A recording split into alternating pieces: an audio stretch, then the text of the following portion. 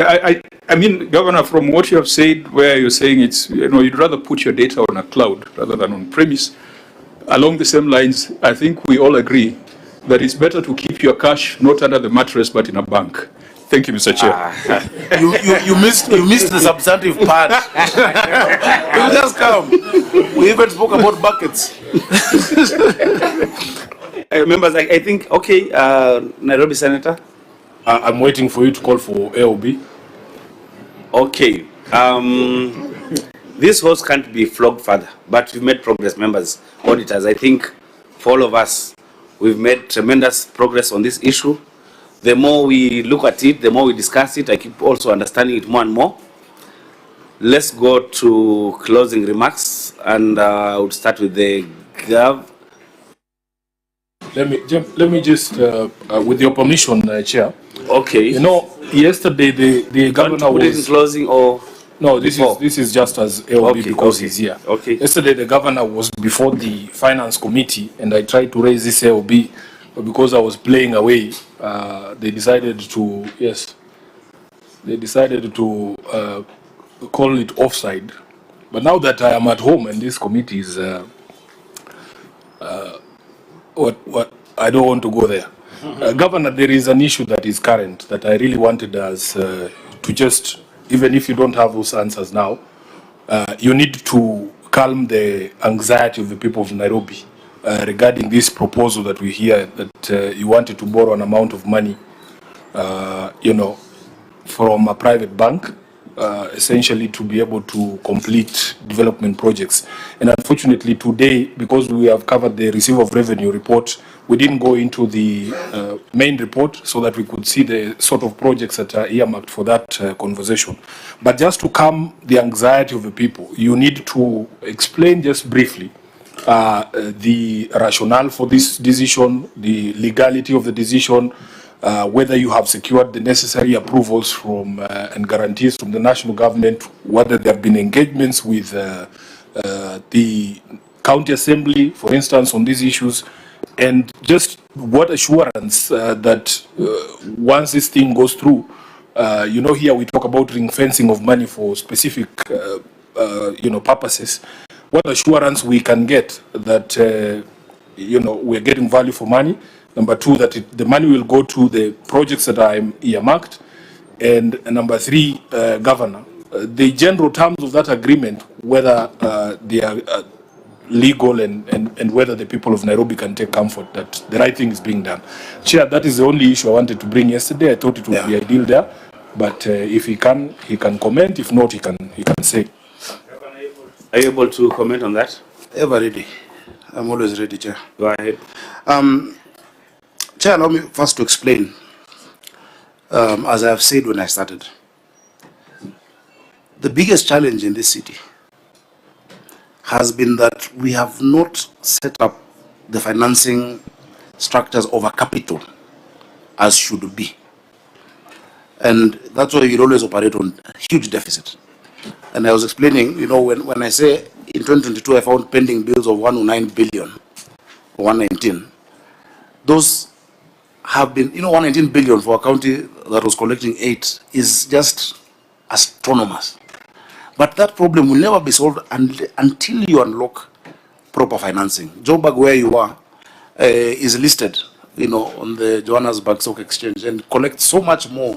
Its value is bigger than South Africa in terms of brand, and so on and so forth. And so we keep exploring what options we have, even as we push, and I'm glad you're helping us, as we push our own source capacity, but we will explore all avenues through which we can be able to sort out outstanding liabilities, because now 119 was big, but it's come to 86 billion. So even as we want to sort those out, how we have a sustainable method of financing the capital, which is why I was very happy to run into the cooperation, because that injected to me another 80, billion worth of projects, not done necessarily by one entity, but worth of projects. 80B will take me 100 years of collecting parking, in town. So, Chair, it is a thought we've had. Now, the law, Senator SIFUNA, makes it so difficult for a county to borrow. it is an extremely difficult and convoluted process. Article 212 of the Constitution says that a county may borrow only if it gets 1, national government guarantee, and 2, approval of the county assembly. Then you go to the PFM, Public Finance Management Act. PFM, section 140 of PFM, gives you the considerations. The CECM of Finance may raise a loan on behalf of the county executive, so long as it is in line with Article 212 of the Constitution that I've told you, and Section 58 again of PFM.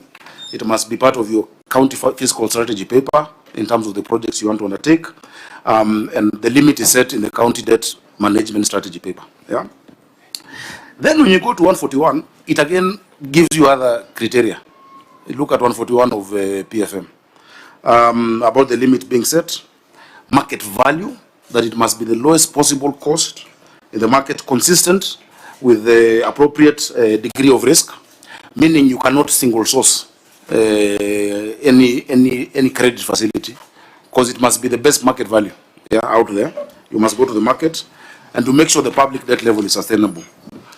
142 talks about what counties do, all counties, the short-term borrowing that must be paid within a year, that people do for salary advance. Now, if you go to Section 58 is where our problems begin, Senator. Because Section 58 talks about the national government guarantee. That national government guarantee, one, the CS has been given procedures. In fact, Part 4 of PFM regulations, Regulation 177, breaks it down. It's like they don't want anyone to borrow. Capital project capacity to repay loan and interest, etc., the limit passed, and then he loads it onto the national government debt limit. And then he must go to National Assembly and come to the Senate for the guarantee. The loan guarantee to a county cannot be done without the Senate. So that's a procedure. You know, Katiba, PFM 140, 141, 58, Part 14 regulations, Regulation 177, 76, and it's very convoluted. In fact, if we started the process today, we will not finish it in a year or so. So while we're considering many avenues, a lot of what you're hearing out there, my good Senator, is propaganda. If we make that proposal, it will have to come to this House. It will have to come to your budget committee. So you are saying the House will have to approve it. In short, there is no such thing. No. Okay. We've considered, but then again, the limitation of 20%. So you see, such a convoluted process will give you 6.9, which is 20% of what the revenue. I think we need, as Parliament and even the Senate, to look at how we can assist counties to do borrowing, because governments must borrow. You know, the national government says, the president says, okay, I want to do 1, 2, 3, 4, 5. I can collect 1, 2, 3. You borrow the rest. As is, how much can you collect, and then you cut your size. There's no deficit financing. Deficit financing is one part of Chapter 12 of the Constitution that I think we have failed to explore completely in the case of county governments. So Senator SIFUNA, if we decide to explore that route, you'll definitely know. But so there is nothing. Yeah, just leave it there. We've considered high. So how much did you want to borrow, just for my interest, and how did you want to pay it? If I calculate, or is securitizing also revenue, or is it? No, what we wanted to do was to borrow 6.9, which was the 20% of the audited revenue, to target specific projects. When I got in, I found many stalled projects. Some we just need a 20 million or whatnot to move over, while still we are doing our projects. So it would be ring-fenced to those specific projects, but I'm seeing it is not worth it. Either not worth the amount, the effort, or the political process. So what I would rather do is what I've done this morning, that as we continue to do, is to get the debt collector to get me my 62 billion owed to me out there. That one does not need a national guarantee. It is our money. Instead of using, there's something called political capital. You'll expend so much political capital for so little. It's not worth it. Okay, senators, anybody wants to make a closing remark? Because then I will give the substantive chair opportunity to say something. Yeah, I'll be very brief because today I'm just a member of the committee. I think while I was following the conversation online, Chair, it will be good for you to pronounce yourself that we have just dealt with revenue today. We have not dealt with expenditure. And I think it's on expenditure that there are great concerns, and we can agree on when the county governor shall appear to address the expenditure issue. The issue of borrowing, and I've heard you, Governor, talk about green bonds, municipal bonds, or infrastructure bonds. Like Laikipia did it. You were with us in the Senate. It came, and we know why it suffered. It was because of timing. And there was a lot of politics in it. Even though it was a very good idea, unfortunately, they started procuring before the bond was approved. So now we have serious pending bills arising out of it. And how much did they get, Chair? No, it was not approved. It was approved by the Senate. No, it was not even approved by the Senate because it was so close. It was so close to campaigns. And I remember the senator then said, the governor is looking for campaign financing. And that's how it died. So even you, if you are to bring it to Parliament now, trust me, politics will shoot it down. But if you did it earlier in your administration, I believe a municipal bond or a green bond that is ring-fenced and people can see where that money is going to. Maybe it's on BRT, maybe it's on traffic management and control. And Governor, I still insist that you guys as a COG, these things NTSA is doing of taking fines on your roads and in your jurisdiction without your involvement are things that you must address. If you made that part of your own source revenue, we will not be talking about 13 billion. But that can only work if you improve the transport, the traffic control management systems. And you can raise a bond for that if it's done at the right time. I hope that when you look at the expenditure side, there was a famous borrowing of 5 billion. That amount of that money that kept moving from one bank to the other. I think you were in the Senate when you were querying it. I hope it has been settled because the last time we checked, the interest payment on it exceeded what you're collecting from your markets around Nairobi. But we can deal with that later. Finally, Chairman, you and I, having been to South Africa, where we have borrowed a lot in terms of decentralization. Honorable members, I'm still convinced that I think it's section 12.3 of the Urban Areas and Cities Act, which says that the city-county shall be administered the same way as a county. So you've got the law that applies to Homa Bay and Tharaka Nithi is a law that applies to Nairobi. It won't work. It can't work. And it does not matter who's the governor, whether it's going to be Kajwang or SIFUNA or SAKAJA or anybody else. With the structure that you have in Nairobi, it won't work. And we have seen other jurisdictions, South Africa, which I keep referring to. And I think it's very close to ours. You know, they have a House of Provinces that is similar to our Senate, a National Assembly that is similar to ours, provinces, municipalities. You came up with boroughs, but boroughs was your creation for efficiency. You need to lobby us to find a way of amending the Urban Areas and Cities Act or coming up with a separate Nairobi City County Act that provides detailed, provisions like Kampala City. I think Kampala City Authority is established by an act of parliament. Please engage us on that so that you are not just engaging us when the police is chasing you. Engage us on these substantive things so that you can also leave a legacy in Nairobi that you are the one who reorganized the structure in cooperation with the Senate, and that will guarantee success for anybody else who comes in next term or subsequent term, whether it's going to be 1 term or 2 term, whatever the case. But the structure as is designed to fail. Thank you, Chair. Senator SIFUNA, in closing, some of us have to really travel. Yeah, thank you, Chair. I will not take longer than a minute. I can appreciate the skepticism from the Senator of Homa Bay. I personally believe that if we had goodwill from the national government, devolution would actually work. Nairobi can work. It depends on the sort of support, because that same law that you cited has recognized the special needs of the city, and it just requires that there be special support from the national government, although not the way that you did it, Governor, following the law and the constitution, you know. So, and then of course the goodwill in terms of getting money to our devolved units, and not just money, but timely payments out to devolved units. If you follow the debate on the division of revenue, Governor, one of the things, points that we were raising is that we are still using 2022-2023 audited accounts, and there's an extra 500 billion in terms of revenue growth from that time If you apply 15% of that, it's over 60 billion Kenya shillings going to devolved units. Some of these problems can be sorted out. So lastly, Governor, I am relieved that you have put it on record, and please don't change the way that you changed this issue of ownership of the system, that you come back later and you tell me that you have agreed to take this loan. I think 6.9 billion shillings, you've said it yourself. It is just the anxiety that comes even with the timing, as the chair has said. These are some of the things probably if you propose in the first year of, because you came in and you found all those toll projects from the previous administration. Maybe it would have gotten more support and people would not be thinking that you are looking for money for campaigns.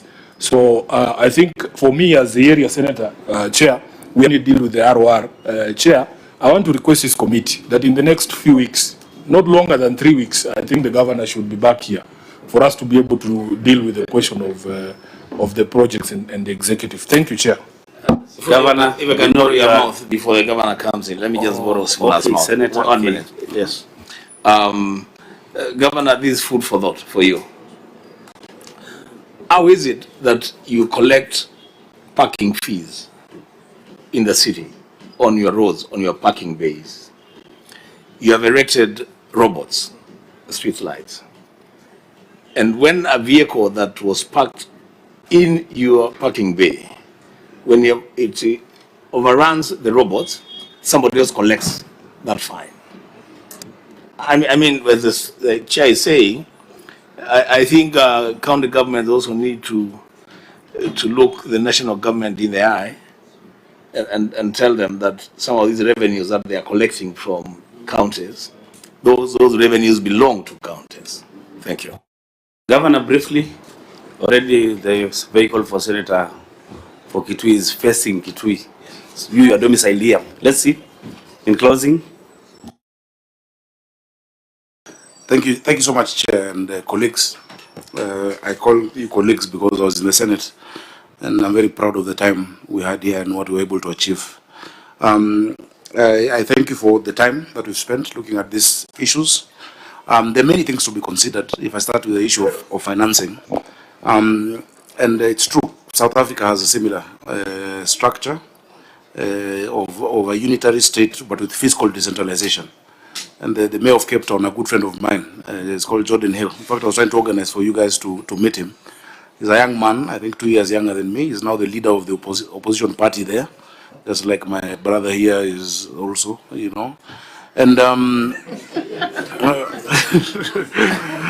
you know, there are a lot of similarities, but the creativity of structuring, financing, you know, products for a capital city is extremely important. It must be figured out, you know.